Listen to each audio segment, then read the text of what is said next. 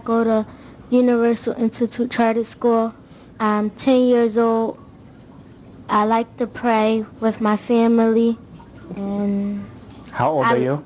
10 years old. Okay. If maybe there's other girls your age and they're watching you here on this program and they don't know anything about Islam. What could you just tell them a few things about Islam?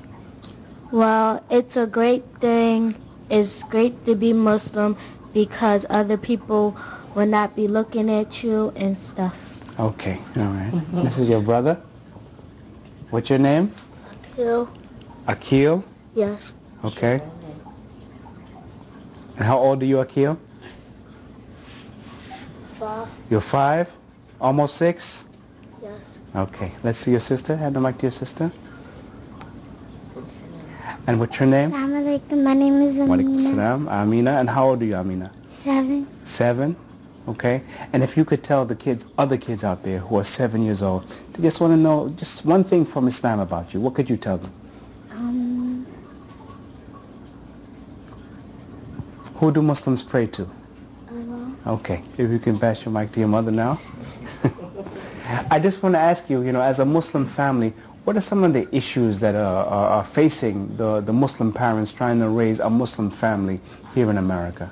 I would say one of the biggest issues is the music industry, the videos, which promotes a lot of fornication. It makes it difficult for our children because when they see the women and they're unclothed, then they don't feel as though they're as beautiful, so then they want to dress like they dress. The influence from outside of the homes with non-Islamic values and constantly trying to promote our Islamic values here in the house, and then when they leave our home and they're around other children who may not be Muslim, we're constantly struggling with that. And what are some of the things you've done to try to insulate them from these unwanted influences?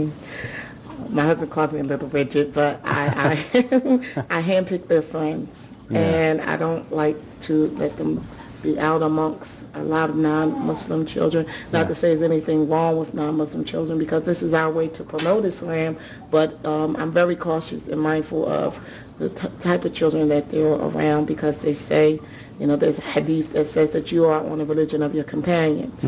So I want my children to be on the religion of those who are on a straight path to go to Jannah, inshallah.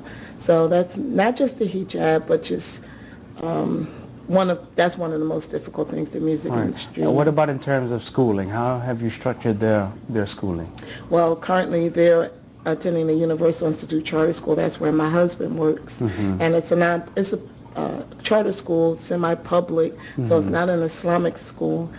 But what we do when they have a lot of children that are Muslim who attend the school, but I'm a teacher myself. I teach kindergarten, and I've been blessed to travel overseas and have some traditional studies. So I do a lot of things with them at home, whereas they may not get Islamic studies in school. But alhamdulillah, when they come home, we have study time together. We have Quran time every Thursday.